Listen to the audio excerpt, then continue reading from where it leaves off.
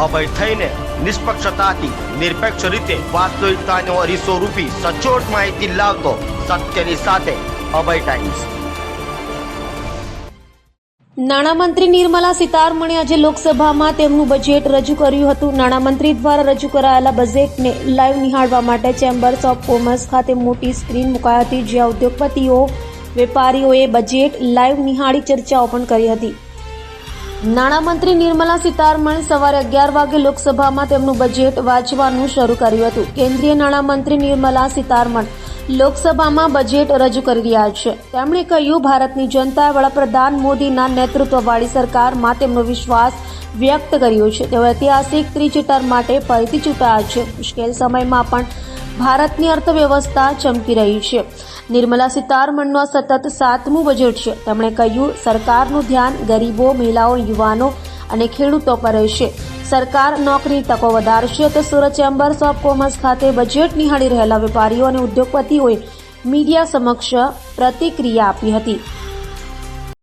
Budget આમ તો ખેતી પ્રધાન બજેટ દેખાય છે અને સુરતના બિઝનેસને જો જોવા જઈએ આપણે તો એમએસએમઈ સેક્ટરમાં term loan credit guarantee scheme એટલે 100 કરોડના ફાઇનાન્સ સુધીને આવરી લેવા માટે એક અલગ ફંડનું આયોજન કરવામાં આવ્યું છે। બીજું સ્ટેટ એસેટ પીરિયડમાં પણ ફાઇનાન્સ જરૂરિયાત સંતોષાય તેનું ધ્યાન રાખવામાં પણ આવ્યું છે। ખાસ મધ્યમ વર્ગ માટે જે મુદ્રા લોન 10 લાખ સુધીની હતી તેને 20 લાખ સુધીની લિમિટ કરવામાં આવી છે। બીજું વિવાદથી વિશ્વાસની સ્કીમ 2024 બાબતે એ લોકો નિર્ણય લેવામાં આવ્યો છે। તેમાં જે જૂના કેસો પેન્ડિંગ છે તેનું જલ્દી નિરાકરણ થશે અને વિવાદથી વિશ્વાસ સ્કીમ હેઠળ જે કોઈક સમાધાન થાય તેમાં સરકારની બી થોડી આવકો વધશે એવું લાગી રહ્યું છે।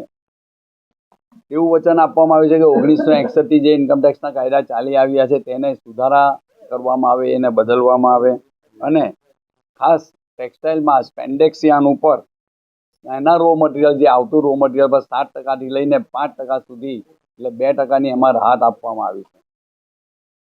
ત્રીજું ઇન્ફ્રાસ્ટ્રક્ચર ડેવલપમેન્ટ માટે બી રાહત છે અને મેઇન ડાયરેક્ટ ટેક્સમાં જે રાહત આપવામાં આવી છે તેમાં પર્સનલ ટેક્સમાં 17,500 સુધીનો નવી સ્કીમમાં ન્યૂ રિઝિમમાં 17,500 સુધીનો લાભ થાય છે પર્સનલ ટેક્સમાં, એ એક મોટી રાહત છે અને સ્ટાન્ડર્ડ ડિડક્શન 50,000થી વધારીને 75,000 કરવામાં આવ્યું છે। આ બધું નવી રિઝિમમાં કરવામાં આવ્યું છે ને આ જે રાહતો આપવામાં આવી છે તેનો ફાયદો અવશ્ય વ્યાપાર ઉદ્યોગ પર થશે। પર્સનલ લોકોની આવકો જે મોંઘવારી જેવું લાગે છે તેના પર પણ આની અસર પડશે। એનો બી થોડો ફાયદો જાહેર જનતાને અને પબ્લિકને થશે।